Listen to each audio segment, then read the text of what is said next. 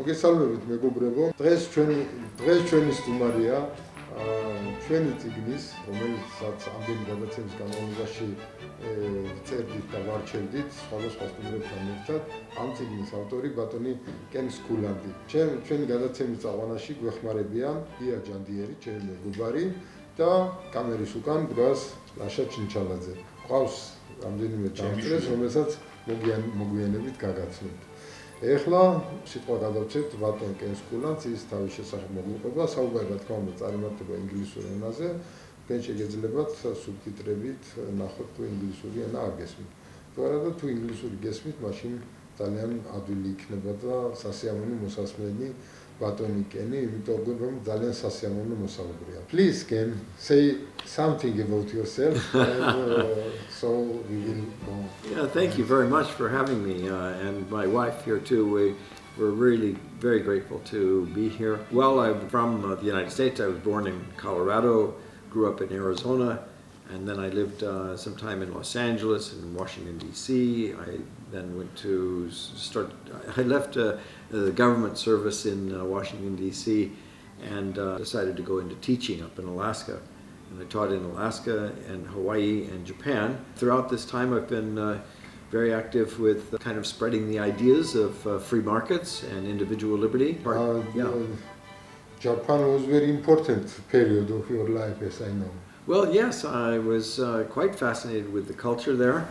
And I wrote a book called Shogun's Ghost, The Dark Side of Japanese Education, which explains sort of the troubles that young people have in having individuality in the Japanese schools. So even those Japanese schools have a very strong reputation of excellence and so on, I found that there were a lot of serious problems with not allowing individual thinking, and there was a lot of punishment for any independent action. So that was quite a story that I discovered, I think, while living there.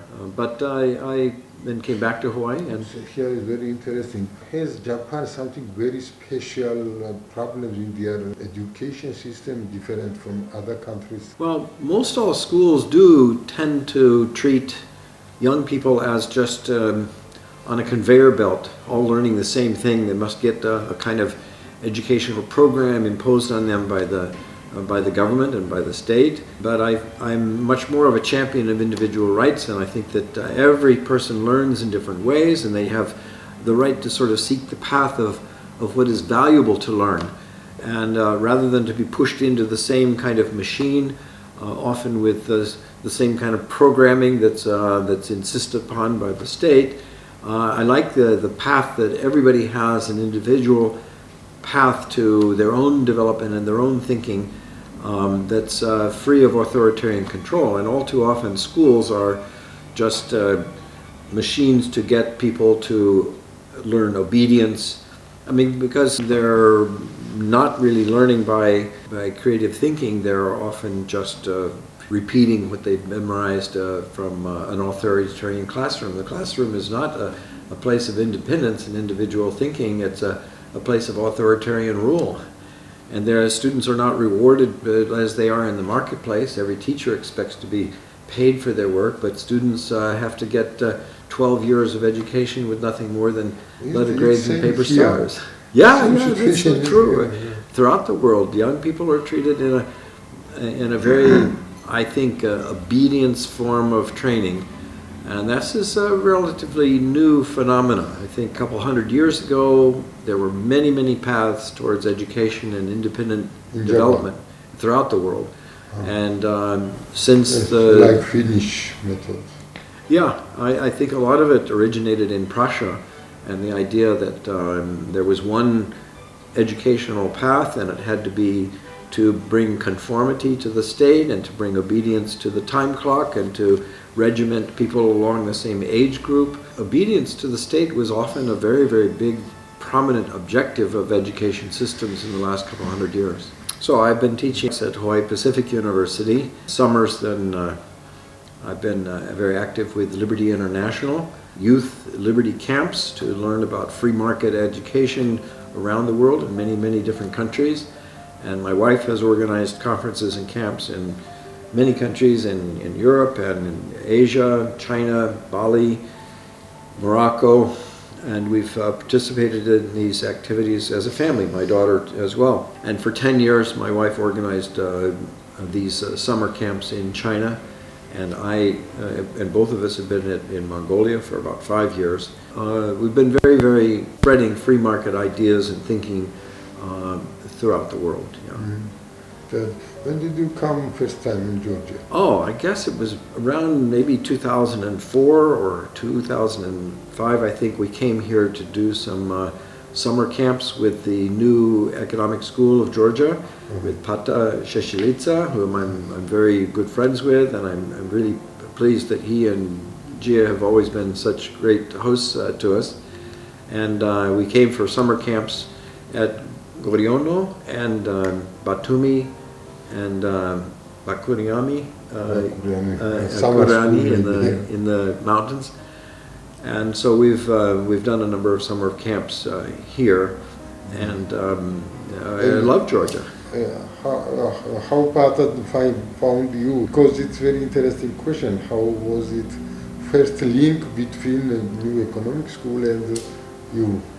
Yeah, good question. I don't remember exactly how it started, but part of it is that through Liberty International, every year we do an annual conference in a different country. Many of them have been in Europe, but we've also been in Latin America, Oceania, in Asia, and all around. And I think he came to some of these conferences and we met up, and he became a fan of this book, The Adventures of Jonathan Gullible, and published an edition here in yes. Georgia.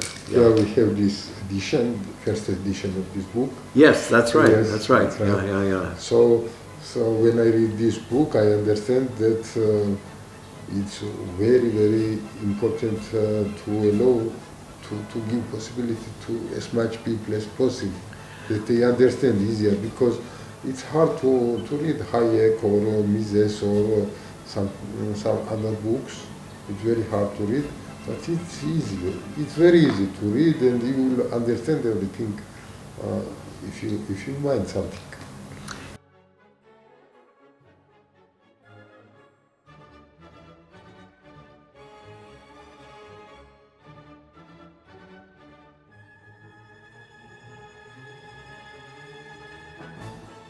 Yes, I find that you're so right that a lot of the very great thinkers of Austrian economics and free market economics and philosophy have very great works, but they're very narrowly read by a few people.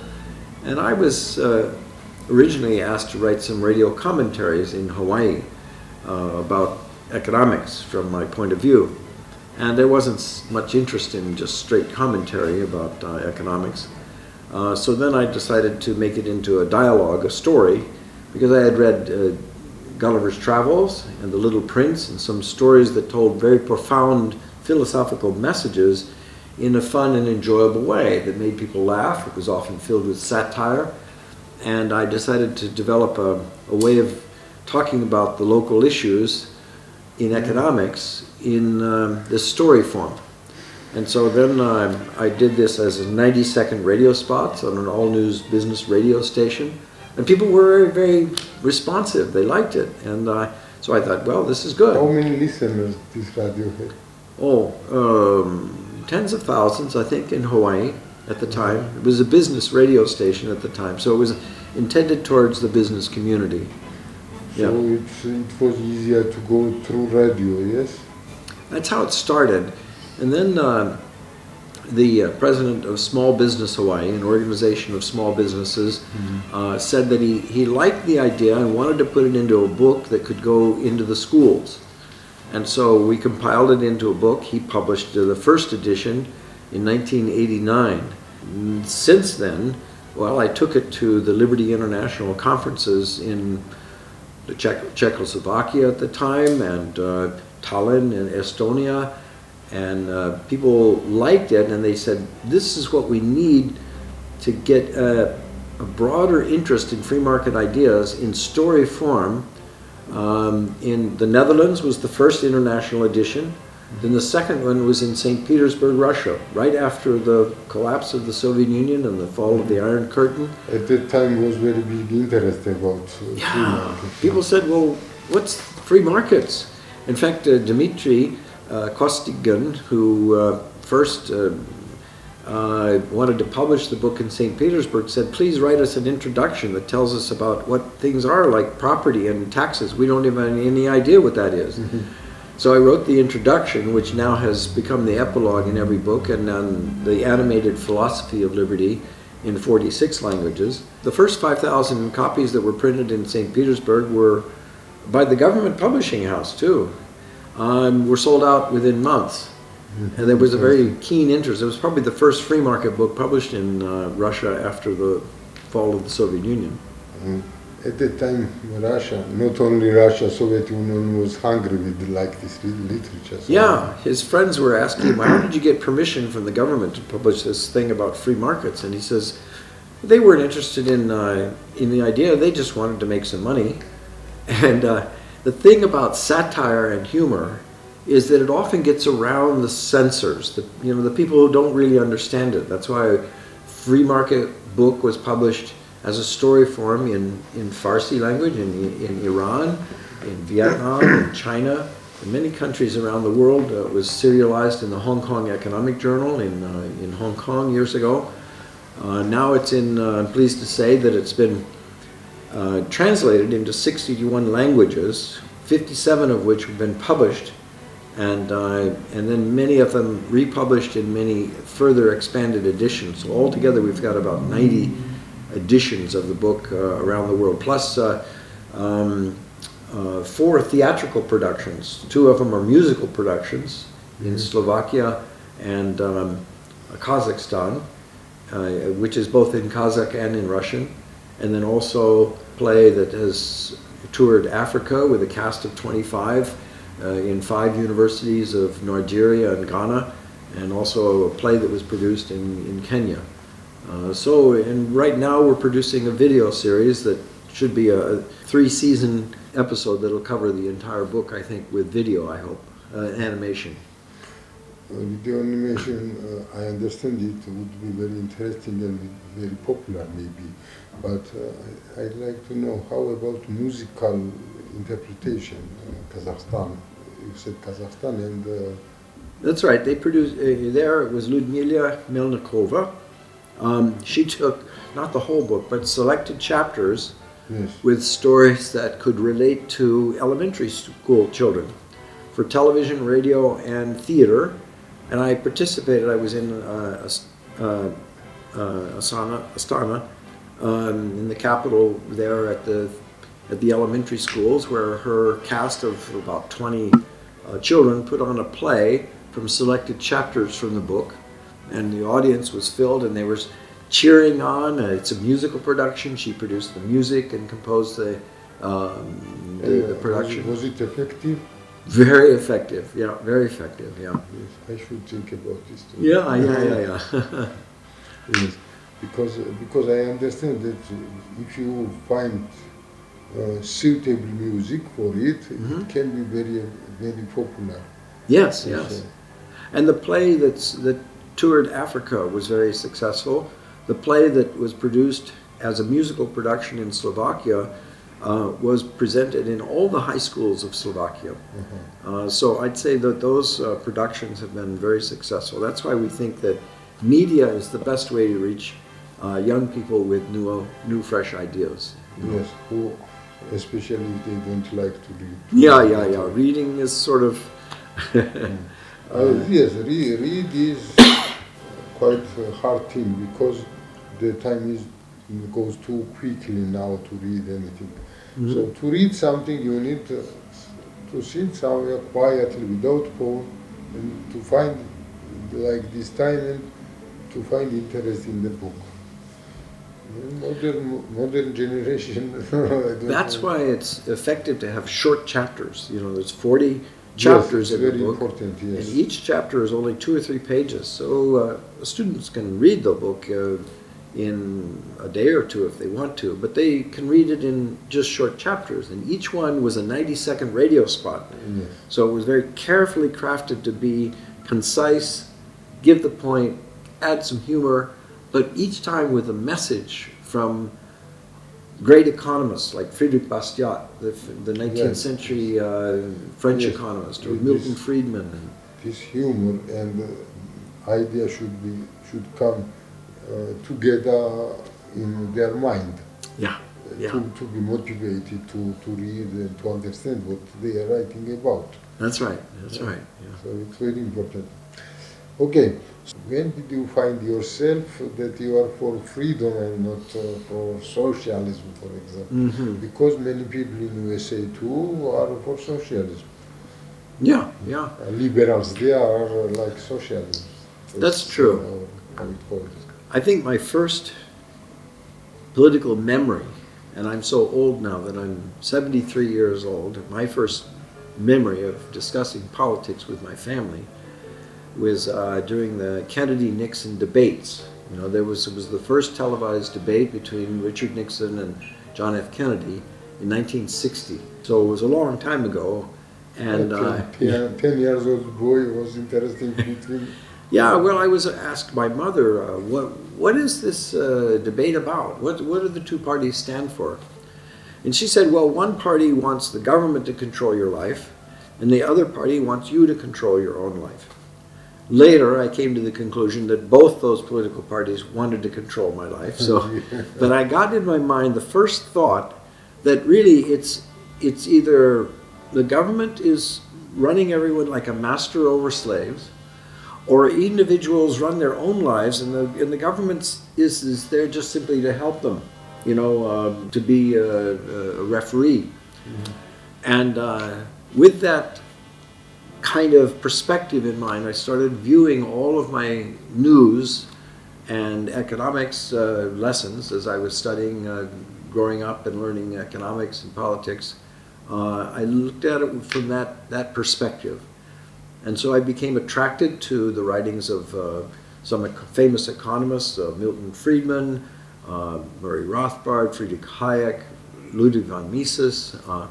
Ayn Rand, the philosopher, was very influential too. And I developed a very strong appreciation for individual rights, individual liberty.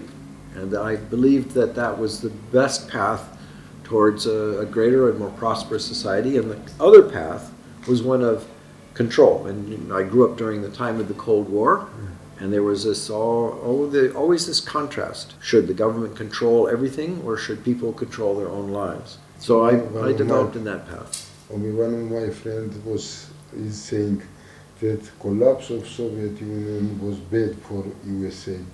Why? Because Soviet Union and communist countries was sample how is bad, and we don't need to be similar as they are.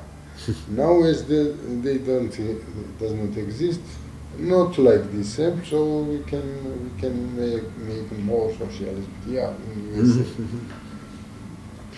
I'm surprised, but I think it's somehow true. That's a good point.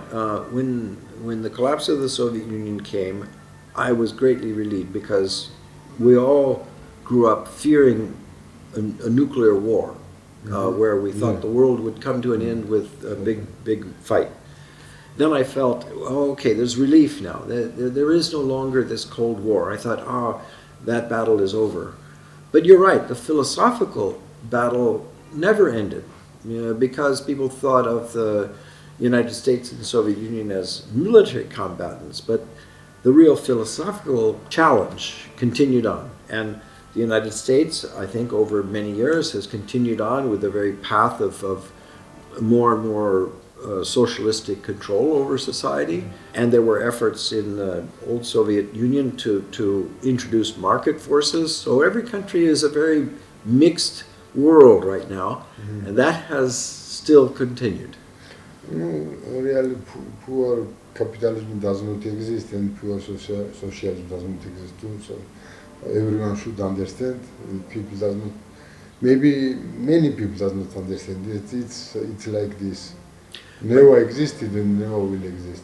But there is a spectrum of more governmental control and less governmental control. Yes.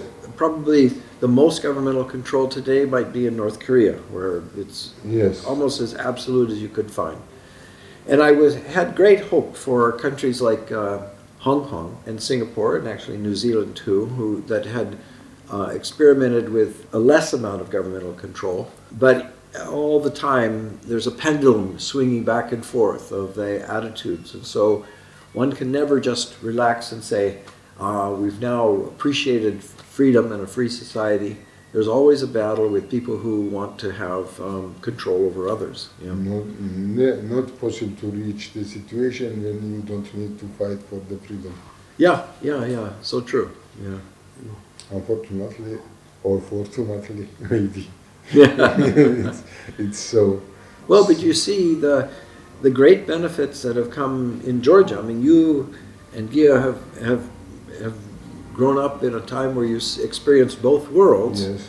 And you can see that this is a much more prosperous world with more freedom, and how much more it can be with even greater freedom. And we see around the world, I use the Economic Freedom of the World Index. That's an index devised by the Fraser Institute in Canada to measure degrees of economic freedom in different countries. And they rank all the countries of the world by degrees of economic freedom. And they show that without a doubt, the countries with the greatest amount of economic freedom have by far the greatest amount of prosperity, the greatest amount of political and civil liberties, the greatest amount of longevity, the greatest health benefits, and the greatest education, the greatest democracy. And the countries with very little economic freedom also have very little wealth, little prosperity, and it hurts those people very much. So the evidence, I think, is very, very strong that freedom has a practical benefit. But the most important thing is that it's ethical. Here comes the question: why don't they want to understand this? This is so clear. Mm-hmm. Mm-hmm. Why don't they don't want to understand?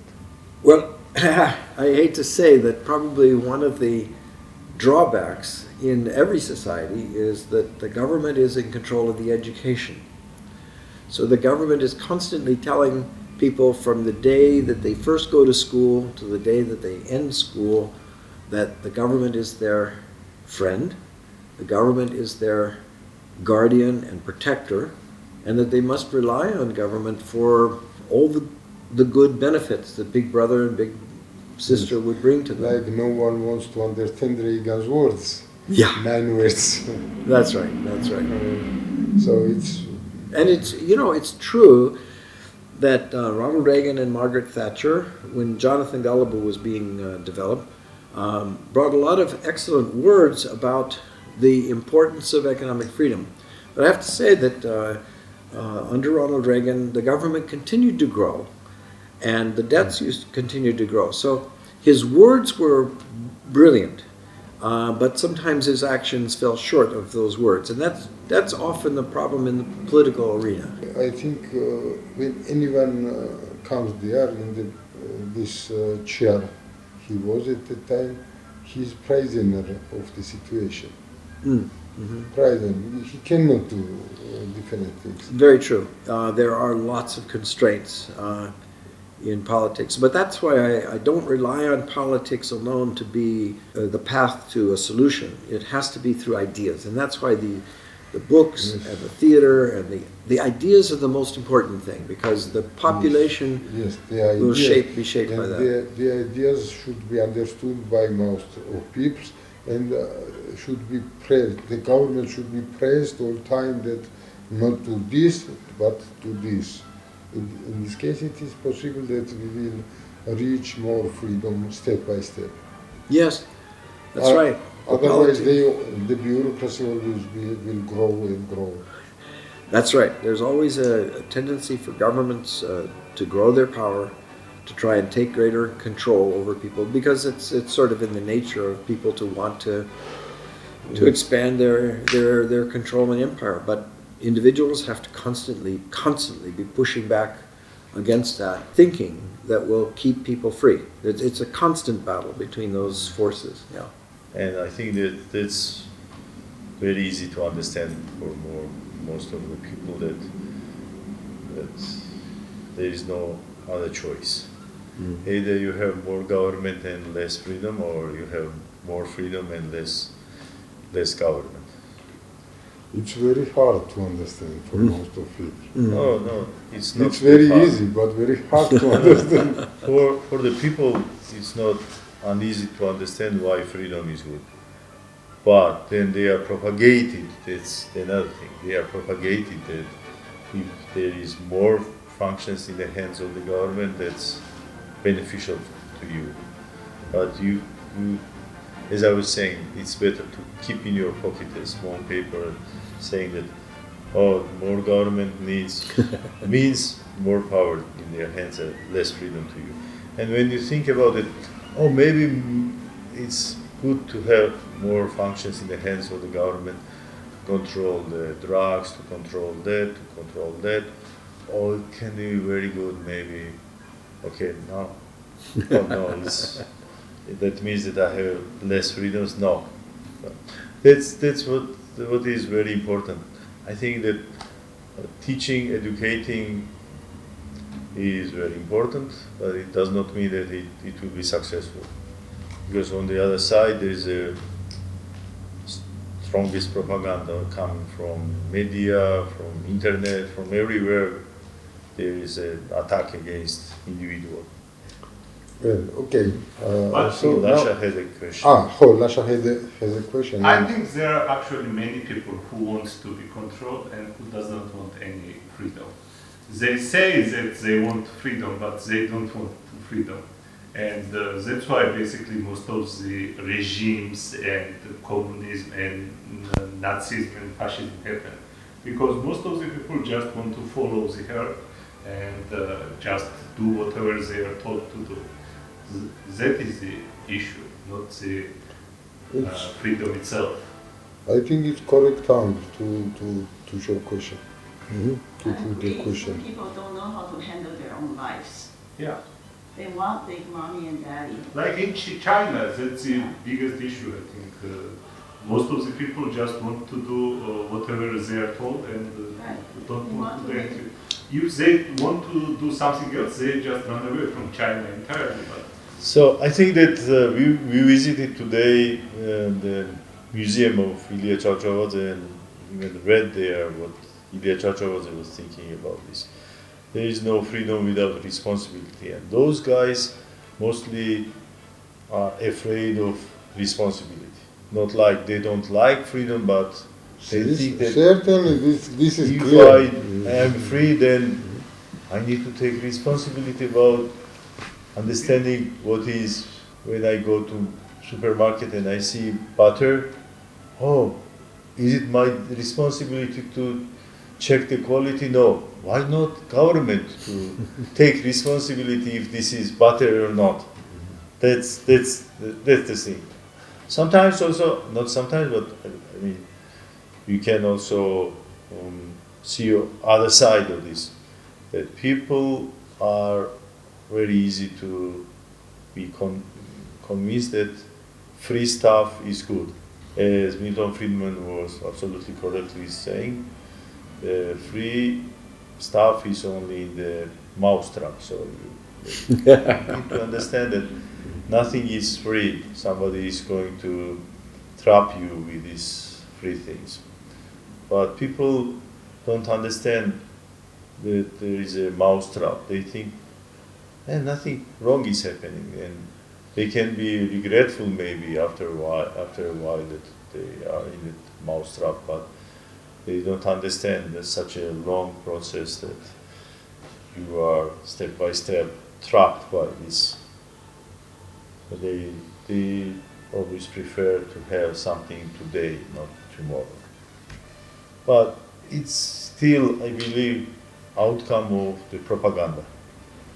In Georgia, I believe very strongly that even the most strongest supporters of big government and more powers to the government and more money in the hands of the government, if you eliminate all propaganda, what they will do next day? They will start working, nothing else, and accepting anything which is coming from the market and finding that it's not that difficult in reality. Well, I believe this is mostly propaganda, and of course, 20th century and now with such powerful means of propaganda, of course, people are doing their best to convince people that more powers and more money in the government hands is, and especially and unfortunately, pandemic did a lot of damage to that also. yeah, here is a question. Here, question is not the thing is it because of propaganda or not. Here, most important thing is these people, many people. I don't know how in percentage, but many of them does not want freedom, refuses freedom because of responsibility. It's clear. But if the people, if the person refuses for freedom, how can we cope with him? To press him to be free? Well, I think it's perfectly fine for them to choose people to run their lives, and people are all the time looking for companies or families or communities that want to make decisions for them. But the question is, will they allow the next person to run his own life? And that's where the problem is, because they're asking the government not to just control their life with whatever protection or insurance that they want to, but they want to control your life. They want to control everyone's life. That's the problem, yes. Yeah. So in ancient time, it was like this: we are free people, and we are slaves. Yeah. And the slaves never had right to control the free people. Now the people who want to be slave would like to control the free people. That's the problem It's of a democracy. problem. The assumption is that by a showing of hands, a majority can then impose its will on every person in the society, and Yes. that's the problem. And so how can it be solved? I cannot mind yet. I think about. So often people confuse in their mind what they like with what should be the law. Like they say, well, I like to have a higher wage, or I'd like a higher minimum wage, where the law is that everyone has to pay a certain amount. And the assumption is, because that's what I want, then I have to put you in jail if you don't get it or if you don't offer it. And then I ask my students, well, how about should you be allowed to volunteer for work? Oh, yes, I should be allowed to volunteer. Everyone is living with most people are living with a contradiction in mind. They want to be able to volunteer their work, but they want to mandate that the government pay them whatever wage they want. Well, which is it, $0 or $15 an hour? And they live with contradictions because they're not really sufficiently consistent in their own thinking. They're easy to live with contradictions because democracy is a matter of whim. It's not a matter of philosophy. It's just how I feel at the moment, and it's a whim of envy. If you have more money than he has, then they feel they don't like you to have more money than this person, or if you have more money than me, it doesn't seem right. And so democracy is just a tool for exercising envy. It's another problem already, because when they envy about how this person has more money, because he had many things for the society. He did not steal it. If he stole, what does government do? But if he did not steal, that means that he make bread for other people and he has money. Yeah. And some people want that he did only 100 bread and not 100,000. 100,000 is a problem. It should not be done so much. But it's another question. It's question of understanding in people's mind. But the question of when people who want themselves to be slave enslave you too, that's the problem, biggest problem. That's right. By the way, I would like to ask you, for example, what Ayn Rand calls collectivists. If you have heard about, if the collectivists read your books, how did you have any feedback from them? Well, I often get people who say, how long were you living in my country that you understood the issues? So I plant the story in an island in an undefined Yes, time the same problem we with have that in Georgia, purpose, yes, so that it yes. can apply to anybody. And they see the issue around, the collectivist notion that ideas have to be imposed on everyone. And I think through humor, maybe it's possible to get around the collectivist notion. Sometimes people see, they see how it relates and they didn't recognize it before. So I can't say that I've converted collectivists, but everybody has a collectivist background in one way or another, maybe, but it's separating it out from the force of government. You know, everyone has, you know, maybe they're part of the collective of community of their neighborhood, their school, their family, their company that they work for, but it's separating it out from the state where collectivism has to be imposed on everybody. Anyway, when I asking I'm about socialists in USA, what did they say about this book? Well, actually, I think that most of them don't get it. I think humor and satire has, I can't say that I've faced much criticism at all. I mean, no direct They did criticism. not read it, I understand, but maybe someone.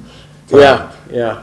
I really haven't had bluntly tell me that this is nonsense. I think each and every episode in there has a logic to it that people accept, and they've been fine with it. And even Yes, socialists. the book is given like this, it's hard not to understand. Yeah. It's very hard not to understand. I think so, yeah. Well, sometimes you do get feedback. Now that you mention it, like for example, I don't, there are certain chapters in there that, the early chapters are mostly economics, the later chapters tend to be more about philosophical issues and dealing with the more controversial things. Like for example, marijuana is dealt with in terms of the chapter on maryberries. I don't preach to people what the policy should be. I simply point out contradictions in public policy. You know, the fact that some things can be made illegal but other things mandatory.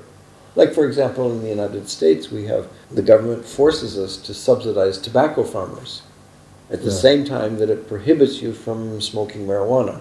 Yes. And One hand subsidize dairy, and another hand to be expensive, and another thing subsidize children's garden, like to be cheap milk or like this. And some of the things we all appreciate our coffee. Yes. And we have coffee breaks that are often mandated by the government. You have to have coffee breaks so that people can get their stimulus. Well, it's a kind of decision that people make about what to consume in their bodies to influence their behavior. Cigarettes or alcohol, those are things that are, in fact, subsidized by the military. The military hands out the cheapest alcohol and cigarettes all around the world at all American military bases. So there is a contradiction here in the sense the way the government treats some things that are banned and other things that are...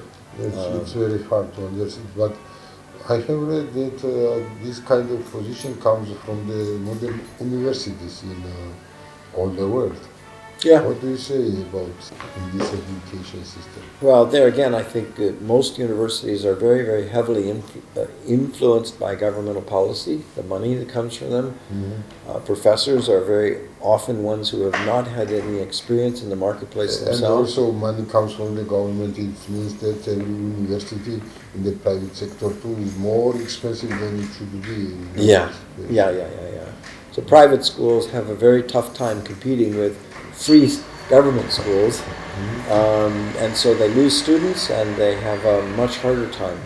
I think that it's so ironic. I work at a private university, and I think that it's ironic that if a student is making a choice, they can go to this school, the government school that is offered totally at taxpayers' expense, or they might have to pay to go to my school. So I have more classes and more of a teaching burden. The other teachers teach half as much and get paid twice as much, and they get twice as many students. So it's not a equal playing field in terms of competition, And it's that kind of competition that has driven a lot of private education out of the marketplace. But there are why they do to teach macroeconomics like more socialistic than more free market yes, oriented. absolutely. And because their paycheck comes from the government, they are much more likely and almost universally are rationalizing the government position. So in this case, in Germany, should not be any university with free market oriented.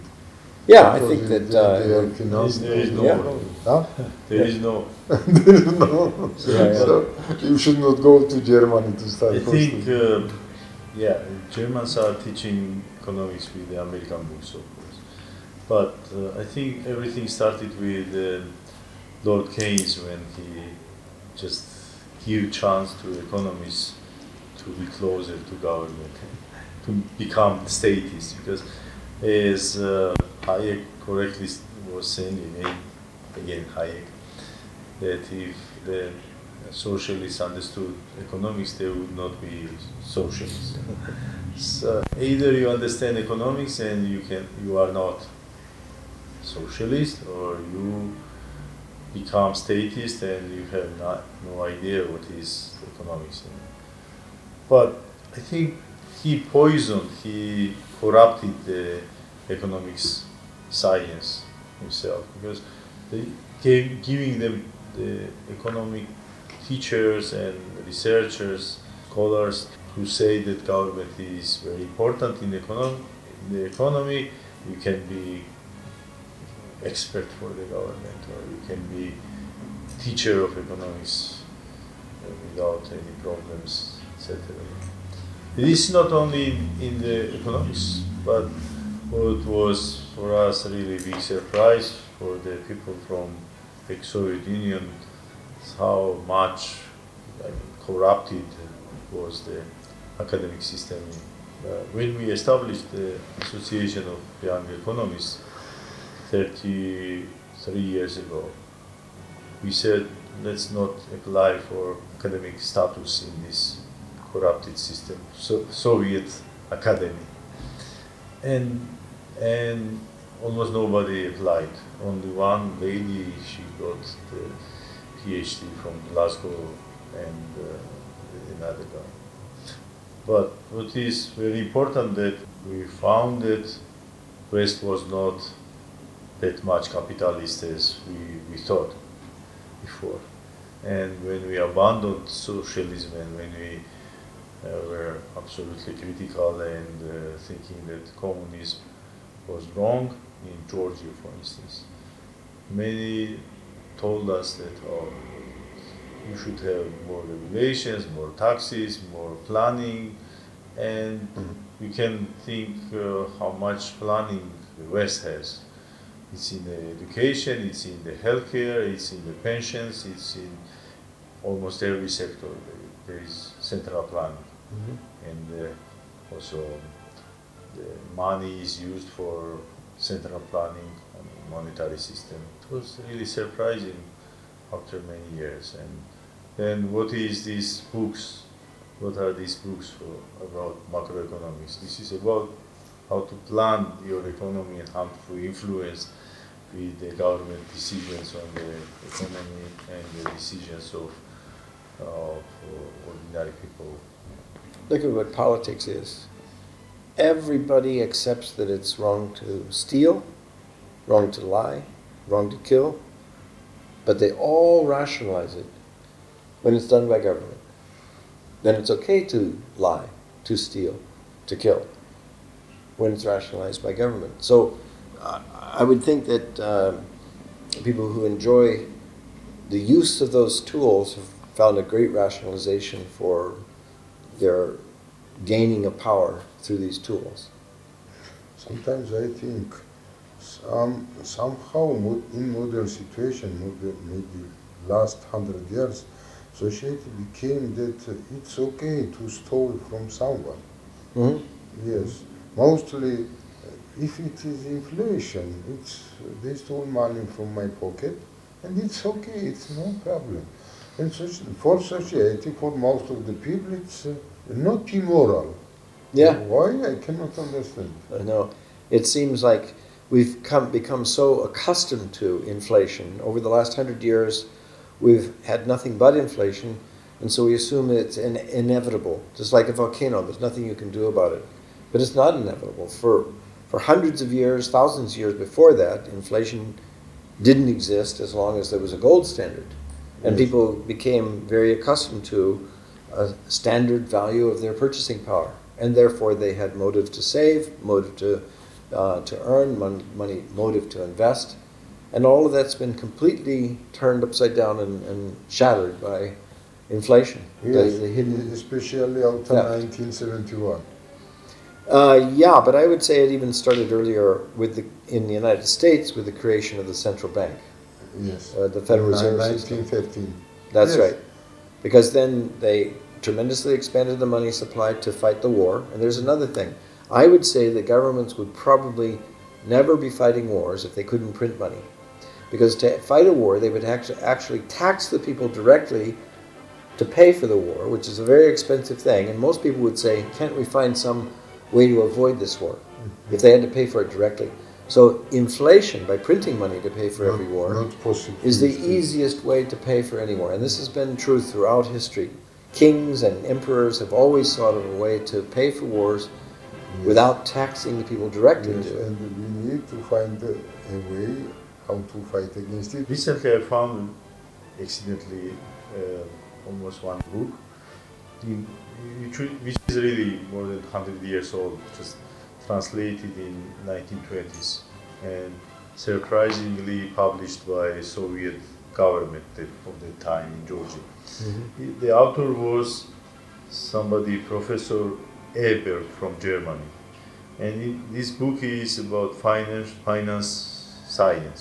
of finance. And very interestingly, that he was writing that at the time the economists they thought that public debt and the monetary system not based on the commodity was kind of shameful, immoral thing.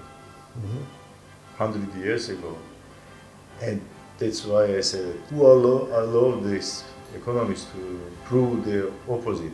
This was Lord Keynes, who told them that okay, now it's not like he gathered the economists and told them that now you can be statist, but Print the before money, that- print the money. yeah, he said that printing of money is not immoral thing. That means that stealing from the people and robbing the people is not immoral. This is Actually- exactly that. And he was saying, for instance, in that book that public debt, it means not only like you are generating public debt and next generations will be paying for that, but also that it's immoral because that generation, their abilities and capacities will be shrunk because of that they need to pay for that, and something like that. So then there was again Lord Keynes. Real understanding of economics was under doubt by Friedrich Hayek again. But this is again about that either you are an economist and you have your morals, not to say wrong, incorrect things, but or you become government self and you are always saying what government likes to hear. This is the thing. But there is a kind of ongoing debate in, at least in the US, about modern monetary policy. And I was commenting on this, that this modern way of stealing money and robbing the people. Because monetary policy is nothing else than robbing the people without, robbing is, of course, without permission. And they call this beautiful, not so easy to understand wording, and people can think, oh, modern monetary policy. Sounds very complex If thing. you call it I don't counterfeiting? understand. But then you tell them that, it's about that they print more money, which makes your money less valuable. It's how they are robbing you. Oh, really? I didn't know about it. But this is exactly what it. So any monetary policy means robbing the people, nothing else. So no government likes gold standard. That's because right. of this. Yeah. So now I have a question about the cat. I have Yeah. question that Right. I remember.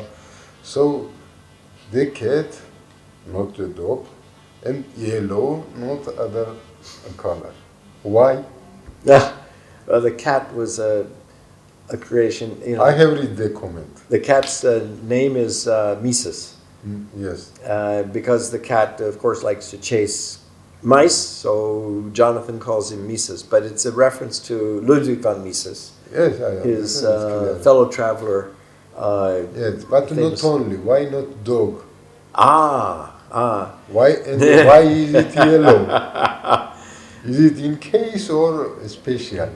I hadn't really thought about Really? why yellow, but I did think about a cat is so much more independent than a dog. A dog is Yes. just an obedient. Yes. The dog enslaves to its Yeah, master. yeah. And The cat is so much a independent. more free animal. Yeah. And I thought so. I understand so. And why yellow? Well, you make me think of the gold when I think of yellow. That's much more appropriate. I had, Yes. but, When I yeah. read, when I read it, I thought because of cat is independent and gold is yellow. So it is combined and he made this personage in this tale. But when I read the comment, I was surprised. It's not right in this tale. It's another one. So, We'll have to put that in there. Then that's good as a comment. yes. So, but it's important thing that people understand that gold saves our pockets from robbing from the government, and independence is our freedom is our most important thing. What cats have itself, they are free animals, much freer than Now, I think others. gold is a better alternative than fiat money, but my preference is choice, allowing the consumer to choose. And maybe it'll be Bitcoin, maybe it'll be gold, maybe it'll be, but choice certain. is the greatest incentive for the producers of money to be careful. Yes, in this section, what Gay was saying, immoral is not printing money, but force to the people to use That's especially the money. Yeah, exactly. Then they should. Okay, it's not my problem if they print so much as they want, but I will not use their money. I will use another one, and that's finished. That's right. But That's right. if they press me to use that money, especially only that money, so I'm robbed. Exactly. Yeah. So last question is about Alyssa. When Alyssa comes to Jonathan. Well, Alyssa is actually a reference to Ayn Rand. That was her original Russian name. And Yes, Alyssa Rosenbaum. yeah, that's right. Yes. That's right. And I wanted to weave her name into the story because she was such a profound influence on my philosophical development that I thought it appropriate that she be in there. And of course, my wife cautioned me against making it too much of a romantic attachment, but a little bit of romance in a story is always energizing. And Jonathan had a motive to meet her and discuss with her throughout the story. Yes, would give some more interest to read. Yeah. Yes. Plus, there can be a future still in mind. Maybe she'll yet visit him on his island. Yes, if you are going to write this book, I'd like to make its translation myself. Yeah. Good. I will do myself because it's very interesting for me. I'm really grateful to you for taking up this project because I'm very, very appreciative of all that you've been doing on this. Can I ask you one question? There is a chance. So, how do you think are American mostly individualistic or mostly collectivist? Americans. Yeah, I'd like to be optimistic about it. Of course, it varies so much by the person.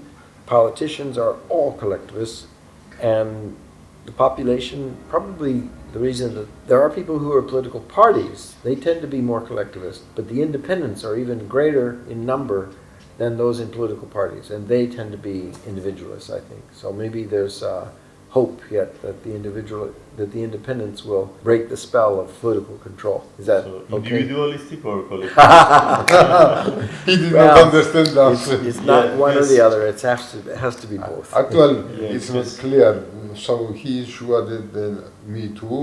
I'm sure that we are mostly individual people, individualistic, but no research. We have no research. Yeah, about yeah, it, it's so a subject.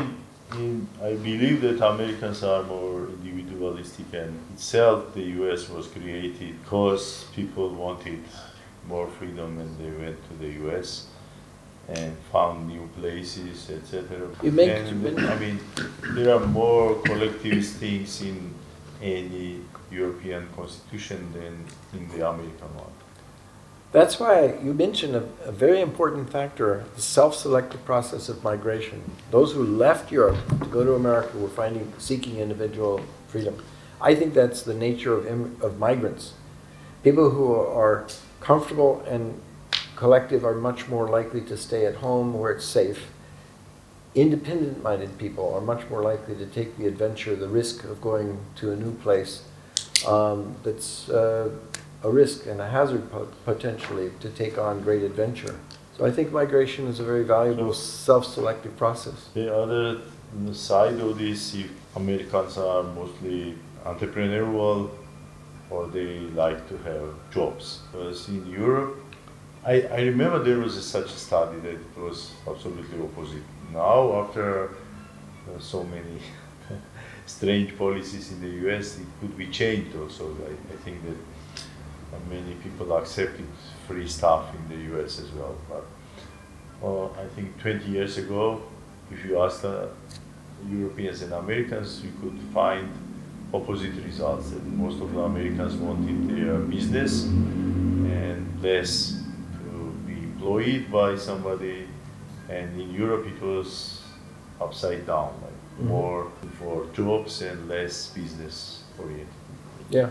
But what is good there, they cannot really understand many things about this. And there are hundreds of stupid statements there, hundreds in our constitution, which is destroying the freedoms of individuals. And then they have also in their thing, oh, we've forgotten about that, let's put the, this is the Georgian constitutional rule.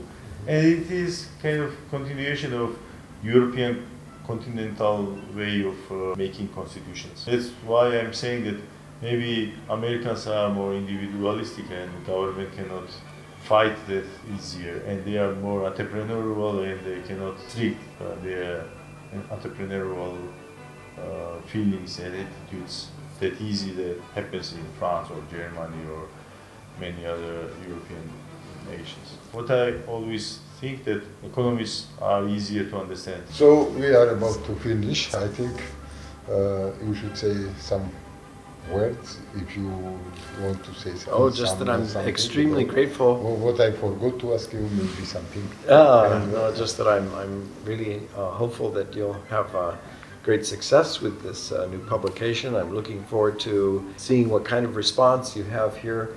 And of course, we'll have ongoing relationship for many years to come in promoting free markets, free and individual rights. Yes, we should promote in Georgia and not only in Georgia, around the Yes, that's right. what your book does. And Yeah. I hope we will continue. Well, thank you so much. Okay. Okay, thank you very much. Really appreciate Thank you you. having me. Yeah. Thanks. Aloha. Aloha. Aloha. Mahalo. Mahalo, yeah.